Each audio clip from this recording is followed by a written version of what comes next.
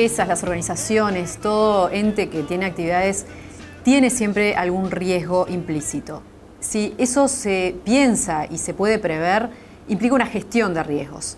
Liliana Buchtig es especialista en gestión de proyectos y en gestión de riesgos, es conferencista internacional, es también autora de varios libros. Muy bienvenida al programa. Gracias a ustedes por la invitación. Bueno, tú empezaste siendo analista de sistemas, te contactaste con una empresa de certificación internacional que te dio un certificado como gestora de riesgos y a partir de ahí empezaste a vincularte y de un momento a otro lo que pasó a ser un hobby pasó a ser un negocio lucrativo. Contanos un poco cómo fue la experiencia de tu llegada a ser una especialista en gestión de riesgos. Bueno, algo así. Yo hice la carrera licenciada en Sistemas de Información en la Universidad Ort. Eso fue hace varios años ya. Y en el último año de la carrera conocí una materia llamada Gestión de Proyectos. En ese momento no se hablaba tanto de ese tema. Y bueno, me empecé a investigar un poco, empecé a leer del tema. Una profesora de la universidad me dijo: Liliana, yo te veo perfil para esto. Me invitó a sumarme a una organización sin fines de lucro de profesionales relativos a la gestión de proyectos que se llama PMI o Project Management Institute. Y fue por ahí que me empecé a meter en ese mundo de la gestión de proyectos inicialmente. Empecé a investigar, me certifiqué en Estados Unidos con esta organización que te da un título que tiene validez a nivel mundial como profesional en gestión de proyectos y luego empecé a escribir artículos, me di cuenta que me gustaba el tema, empecé a dar conferencias en el tema, empecé a asistir a congresos, incluso en el exterior, a vincularme con gente y me di cuenta que el tema me apasionaba. En eso que me pongo a escribir artículos, recuerdo que tuve la invitación de escribir para PM Network, que es la revista más importante de proyectos a nivel mundial, se publica en Estados Unidos en inglés, y bueno, yo ya ahí me sentía casi que Rockefeller, ¿no? Y dije, esto está bueno, me gusta. Tuve la posibilidad de escribir para Mundo PM, que es la revista más importante de proyectos para Brasil, y me entré a dar cuenta que eso me gustaba mucho. Y lo hacía como un hobby, o sea, yo trabajaba como licenciada en sistemas, gerente de proyectos, inicialmente como analista de sistemas en distintas organizaciones privadas y también tuve mi pasaje por el ámbito público en Uruguay y de hobby hacía todo el tema de escribir y demás.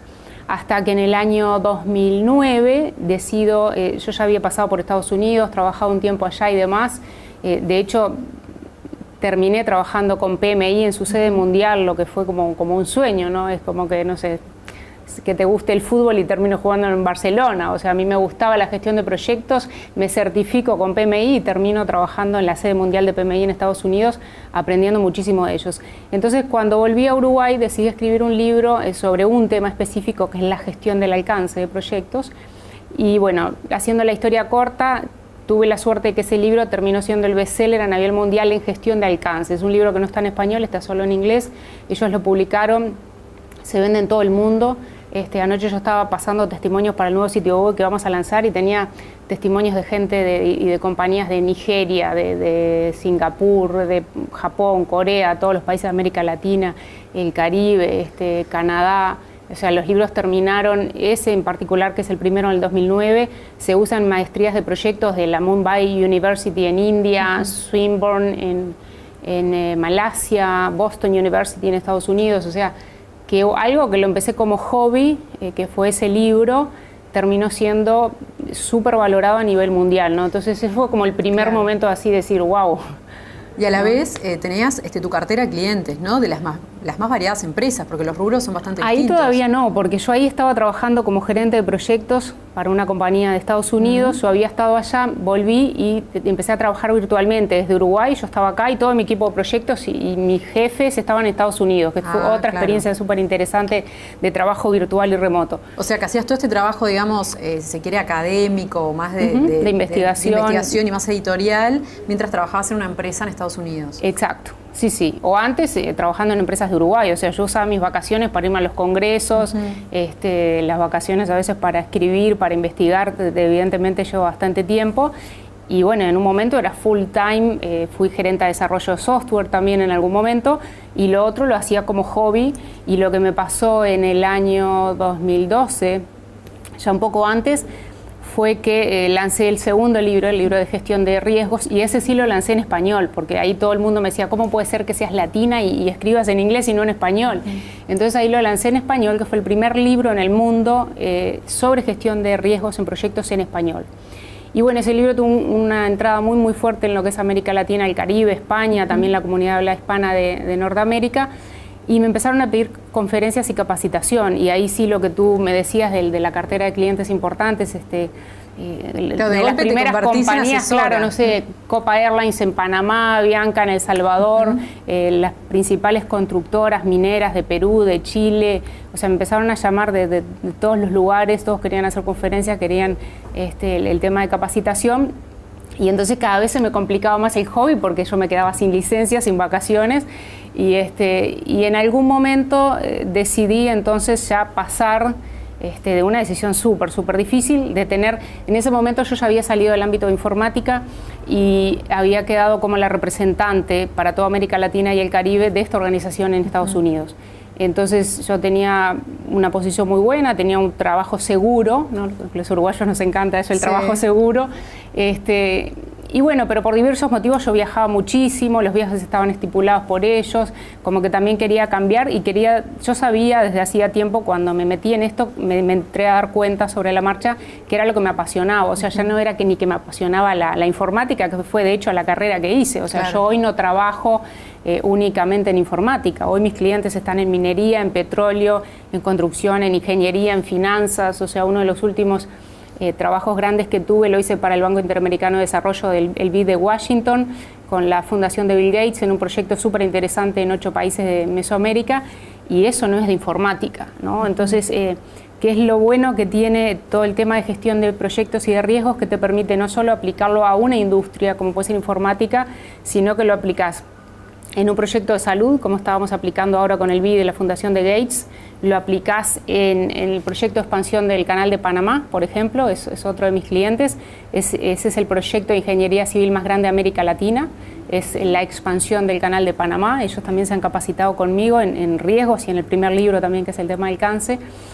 Y entonces ahí se me abrió un mundo y me apasionó todo eso de no solo aplicarlo a una industria que es informática, sino también ver cómo funcionan los mismos principios y los mismos conceptos para salud, para ingeniería, para finanzas, para todo tipo de industrias. ¿Y cuáles son esos principios? Bueno, la gestión de proyectos se basa en una serie de pilares como cómo gestionar bien la calidad, el alcance, el tiempo, el costo, los interesados, los recursos humanos, las compras o todo el tema de proveedores. Y hay como que un estándar a nivel mundial que se llama la guía PMBOK, que dice cómo se deberían gestionar los proyectos de modo exitoso siguiendo una serie de herramientas y principios. Eso enfocado a la gestión de proyectos en genérico. Después yo me especialicé en lo que es gestión de riesgos, que es una de esas áreas, ¿no? O sea, todo proyecto tiene un inicio y un fin. Ahí estás estudiando la gestión del tiempo. Todo proyecto tiene un costo, o sea, ahí estás estudiando la gestión del costo del proyecto. Lo que pasa que a veces, o históricamente, nos enfocábamos más en el costo y en el tiempo, pero no nos enfocamos en otras cosas como es la gestión de riesgos. Antes de empezar la entrevista charlábamos de este caso del famoso avión que se cayó hace poco, y el tema fue que el piloto sale y no puede entrar porque no le abren la puerta. Y la pregunta es, ¿nunca nadie se cuestionó que eso podría pasar? O sea, porque eso era un riesgo, entonces estábamos todos pensando en los terroristas y que el avión lo tiren. Pero obviamente que las compañías tienen, ¿no?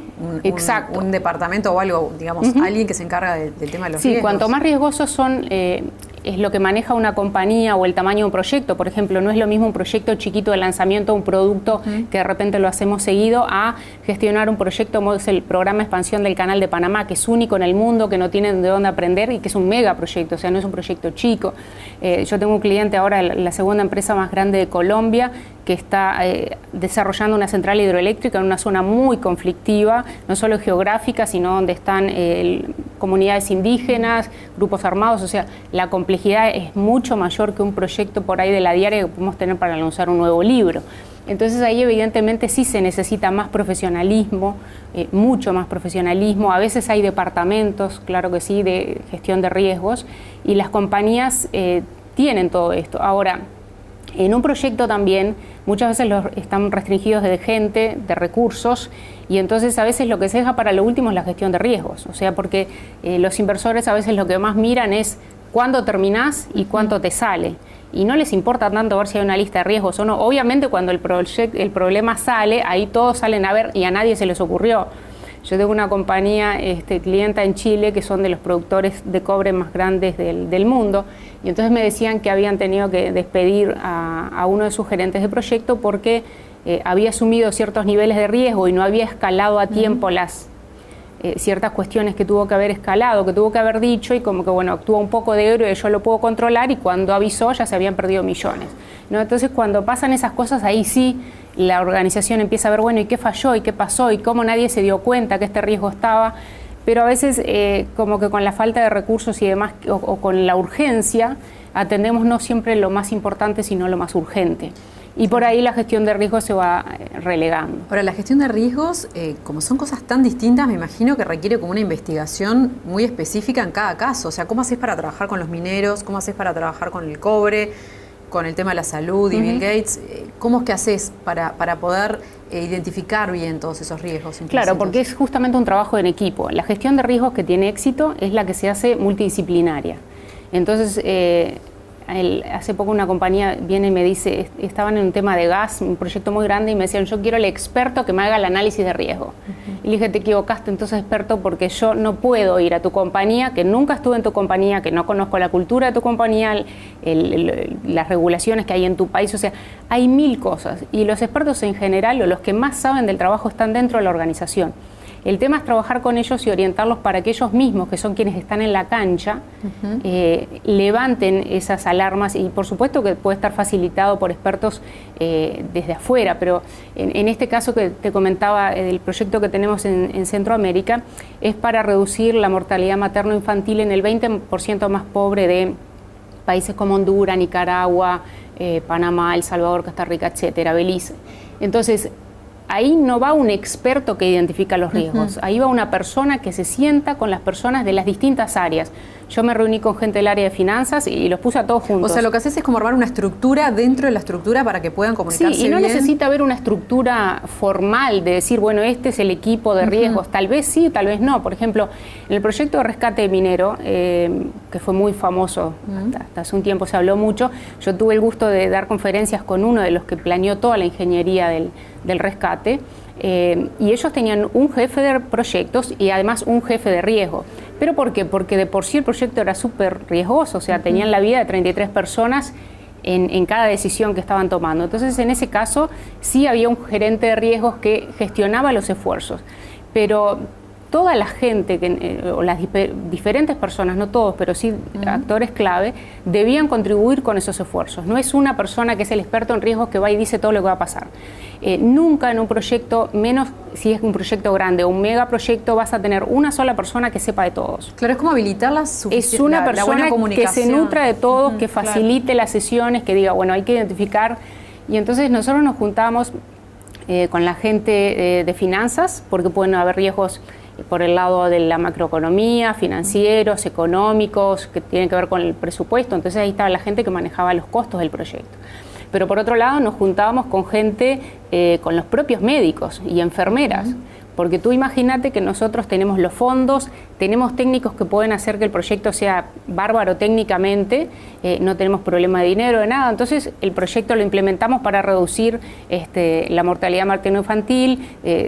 Ahora, ¿qué pasa si después yo tengo una comunidad indígena donde hay una mamá india que cree que si el bebé se le muere no es porque no tiene hospital, no tiene ambulancia o no va y no se hacen los controles médicos, sino que es porque algún Dios quiso o lo tenía previsto así? O sea, ahí entra en riesgo que tiene que ver con la interculturalidad. Yo puedo llegar a un proyecto que es espectacular, pero si la gente lo rechaza, no lo entiende, no lo adopta, el proyecto fracasa. Y no fracasa por el tiempo o por el costo. Fracasa porque no hubo una preparación de la gente, no hubo educación en ese sentido. Entonces, en esas sesiones nosotros nos reuníamos con médicos, con enfermeras, con los que están en las comunidades indígenas, con los que conocen la cancha realmente, y le preguntábamos, bueno, ¿cuáles son los problemas que podemos tener el día que vayamos a implementar eso? Pero no nos podemos hacer esa pregunta dentro de 3 años cuando el proyecto se está por ejecutar y lo estamos por lanzando al público. O sea, nos tenemos que preguntar qué puede salir mal al inicio para tener tiempo para manejar ese tipo de cuestiones. Pero en la gestión de riesgo nosotros no nos damos cuenta. El ejemplo que te comentaba hoy del avión, es típico. Obviamente yo he trabajado con Avianca, he trabajado con Copa Airlines y sí, por supuesto que tienen departamentos de riesgos y hay gente que se está cuestionando. También hay problemas y es que en general nos cuestionamos o identificamos como riesgos cosas que ya pasaron. Nos cuesta mucho más identificar o pensar en cosas... O sea, hay que ser muy imaginativo, exacto, ¿no? que por ahí no pasaron antes, ¿no? Claro. Entonces, esa es una de las cosas importantes, que a la hora de hacer gestión de riesgos tenemos que abrir la cabeza, ¿no? Como dicen los americanos, thinking out of the box, o sea, pensar desestructuradamente y no mirando la listita de riesgos de lo que ocurrió antes, sino ver qué cosas diferentes pueden pasar. Has trabajado con distintas personas en Latinoamérica. ¿Y qué observás de las distintas idiosincrasias? No sé, hace poco estuve en Perú, a mí me llamó mucho la atención el profesionalismo de los peruanos. Te lo digo como ejemplo, no sé si estás de acuerdo, yo lo vi de afuera como turista, pero ¿cómo son en cada país? ¿Qué idiosincrasia tienen a nivel empresarial al trabajar? ¿Te das cuenta, notás diferencias? Sí, yo tuve la misma impresión que tú. De hecho, este año estuve trabajando mucho en Colombia y el año previo trabajé muchísimo en Perú, más que nada con compañías del área de minería, de construcción, eléctricas, pero también finanzas. Y tuve la misma impresión, o sea, evidentemente el desarrollo económico que ha tenido Perú en estos últimos años ha hecho que se dieran cuenta además que necesitaba mucha capacitación. Yo uno de mis clientes, por ejemplo, es el mayor constructor, la compañía de constructor más grande de Perú, y ellos me decían, no tenemos recursos calificados, o sea, tenían que salir a buscar y en Perú no habían. Entonces era la pelea entre las compañías en Perú, entre las competencias que se llevaban a los mejores ingenieros de un lado a otro. Yo les decía, bueno, trae los de España, que están en crisis, o sea, ¿qué opciones tenés ahí? Porque realmente se dieron cuenta que tenían una escasez, diríamos, de personal capacitado para todo el desarrollo que tuvieron y se están profesionalizando mucho. De hecho, por eso te digo que uno de los mercados grandes que tengo es Perú, justamente porque, bueno, más allá de que hay un desarrollo económico importante, si tú viajabas a Lima, a mí me tocaba que viajaba todos los noviembres y comparaba noviembre de un año al otro y lo veías en el desarrollo de la ciudad. Los edificios, las cosas que estaban construyendo, ¿no? No todos los países son iguales, no todos los países van a la misma velocidad, no todos los países tienen la misma actitud frente al riesgo. Hay países que son más arriesgados, hay otros que son más aversos. Hay un estudio de las culturas a nivel de países que es muy interesante. Hay una organización, en realidad es un modelo de un individuo que estudió distintos países en distintas dimensiones culturales y una de esas dimensiones es la aversión o no a la incertidumbre. Yo esto lo vi hace varios años, no sé cómo estará hoy, no creo que haya cambiado mucho, pero cuando veías a Uruguay estaba entre los países con más alta incertidumbre a nivel incluso mundial. O sea, averso al riesgo. ¿Qué significa eso? Que el uruguayo hablamos mucho de cambiar, pero nos cuestan enormemente los cambios. O sea, si tú tenés que implementar algo de cambio en Uruguay, un proyecto nuevo que, no sé, nos quejamos todo el tiempo que los sistemas que tenemos son viejos, se caen, no sirven. Mañana venimos y decimos, ahora te vamos a traer un sistema nuevo, vas a tener que trabajar con los informáticos, reunirte, relevar requerimientos, y nos quejamos y no nos gusta. Y esa transición entre un sistema viejo y nuevo es increíble, ¿no? O sea, nos cuestan muchísimos los cambios, no somos tan arriesgados como de repente otros lugares donde el cambio es normal. O sea, ¿y cómo es la gestión de riesgos acá en Uruguay? Mira, a mí no me gusta decir es buena o es mala o todo es así o todo, porque no creo en las generalizaciones, ¿no? Y eso pasa en todos los países. La gestión de riesgos a nivel mundial, cuando yo estuve haciendo una investigación como de 3 años hace un tiempo para entrar bien profundo y estuve viendo cómo funciona esto en varios países. La gestión de proyectos, el profesionalismo en general arranca en Estados Unidos, sin embargo en gestión de riesgos la madurez está mucho más en lo que es Inglaterra. Australia también es un país que investiga mucho en el tema y que son muy profesionales en este tema, pero no quiere decir con eso que, bueno, en Inglaterra y en Estados Unidos son excelentes gestionando riesgos y en Uruguay no. Y te hago un ejemplo de hace poco. Si googleas el Hotel Harmon en Las Vegas, yo que he estado en Las Vegas y que me fascina, ves ese hotel, es divino, es una torre de cristal de 27 pisos. Esa torre costó creo que algo de 287 millones de dólares. La tuvieron que demoler antes de inaugurarla, por errores estructurales. No. O sea, la cara te queda así, errores de diseños estructurales, claro. Entonces la justicia dijo, no se puede inaugurar, hay que demolerla. Entonces uno dice, ¿pero cómo? O sea, 287 millones de dólares tirados a la basura. Bueno, y ese tipo de cuestiones pasan en Estados Unidos, que es está muy avanzado en este tema. Por eso, no solo allá. También hay inversiones más altas. Exacto. Pero esto pasa el año pasado o el otro en Colombia también se desplomó un edificio. Ahí no fue que lo mandaran de demoler, ahí se desplomó recién hecho. ¿Por qué? Bueno, errores de diseño, materiales más baratos, o sea, distintas causas que llevan al fracaso en un proyecto de este tipo. Entonces, encontramos ejemplos de proyectos exitosos y proyectos fracasados en todos lados, en el primer mundo, en países más desarrollados, menos desarrollados, y siempre vas a encontrar organizaciones que gestionan bien y organizaciones que no gestionan bien. En general, América Latina, estamos un poco más quedados en ese tema, no gestionamos porque quizás hasta un poco cultural, somos más reactivos que proactivos. Yo viví un tiempo en Estados Unidos y es parte de la cultura, los procesos, la planificación. La previsión, ¿no? La previsión. Sí. Nosotros no, o sea, nosotros no somos de comprar un pasaje para las vacaciones 6 meses antes. O sea, capaz que sí, pero en general compramos al último momento, confirmamos y vamos al último momento, compramos las entradas 2 días antes. ¿No? Claro, por eso te preguntaba un poco también lo de las idiosincrasias. Eso tiene que ver con lo cultural, ¿no? Claro. O sea, en la América Latina, por definición, no tenemos una cultura de planificación y por eso nos cuesta mucho sentarnos a pensar. Lo vemos no como una inversión, sino como un costo. Lo vemos no como un trabajo, sino como una carga, ¿no? Entonces después pasa eso, que tenemos un proyecto de un shopping center, de un aeropuerto, de una autopista, de lo que sea, y se entregan tarde, se entregan con muchísimo, costando mucho más de lo que debería, porque nos cuesta evidentemente mucho ese tema de la planificación. ¿Y en general dónde se da más esta gestión de riesgos? ¿En el sector público o en el privado? Bueno, yo te hablo de mi experiencia, yo veo más gestión de riesgos a nivel privado que público, pero no quiere decir que sea siempre así. El año pasado tuve una de las empresas con las que trabajé que más me encantó trabajar, es justamente Empresas Públicas de Medellín, que es la segunda empresa más grande de Colombia y es pública. Y el profesionalismo que ellos tienen en gestión de proyectos y en gestión de riesgos es bien interesante. De hecho, a mí me llamaron para capacitar más de 100 personas en la organización. Estamos hablando de una organización que tiene más de 4.000 personas, pero igual no cualquiera invierte en capacitación de 2 días, traer a una cantidad de su personal, más que nada personal ejecutivo y personal de gestión de proyectos y gerencias funcionales, separar los 2 días para una capacitación todo el tiempo y la inversión de eso, y es una empresa pública. Entonces, a mí me encantó cómo trabajaban ellos y trabajaban a un muy buen nivel y son públicos. Entonces, en Estados Unidos, por ejemplo, si tú miras departamentos de transporte, el departamento de defensa, la marina, tienen grandes proyectos y los manejan muy profesionalmente. Entonces, no es un tema de ámbito público o ámbito privado. Quizás hay más madurez en algunos ámbitos privados, quizás hay más recursos también para invertir en esto. Y bueno, y quizás es un tema que evidentemente falta más educación y también informar, bueno, los beneficios, o sea, por qué se hace esto, ¿no? Porque el otro tema es que a veces nos creemos que, bueno, en la facultad no me dieron esta materia o esto no es importante y entonces no lo usamos, o nos creemos que cualquiera le ponemos el título de jefe de proyectos o jefe de riesgos y ya está. Y no nos damos cuenta que hay todo un cuerpo de conocimiento muy importante por detrás y las compañías que gestionan estos temas bien, los gestionan bien y no en función del sentido común únicamente. O sea, hay herramientas, hay software, hay tecnologías, hay un montón de cuestiones que podemos usar y que a veces no se conocen. Y en el sector público en Uruguay muchas veces se pide, ¿no? En presidencia, la otra vez me comentabas que se pedía a veces la certificación.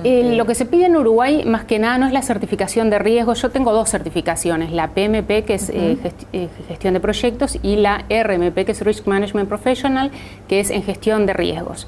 La de gestión de riesgos es más moderna, hay muchísimo menos gente a nivel mundial certificada, es mucho más común la de gestión de proyectos. Sí, acá en Uruguay, sé que en Antel, en presidencia, pero bueno, creo que no vale la pena nombrar porque son muchísimas las organizaciones que valoran, algunos la piden como requisitos y otros la valoran el contar con esa certificación. ¿Cómo es el tema de la capacitación? ¿Tenés por todo el mundo, así como te contratan para asesorías, te contratan también para capacitar a las empresas? Sí, yo de hecho lo que más hago es mucho más capacitación que asesoría, porque además me gusta más, ¿no? En el caso y a veces es una mezcla, en el caso del BID con Bill Gates en este programa, ellos me contrataron y hicimos ambas cosas. Por un lado les capacité, porque yo tengo mucho la filosofía de que Liliana viene y se va. Entonces, para mí lo bueno es dejar las capacidades en la organización y que la organización con su gente aprenda y eso que no se pierda, que no sea un curso que venimos y lo damos y me olvido. Para mí bárbaro, pero para la organización no. Yo creo que las organizaciones tienen que desarrollar sus propias capacidades. Entonces, en este caso, les hice la capacitación en los 8 países.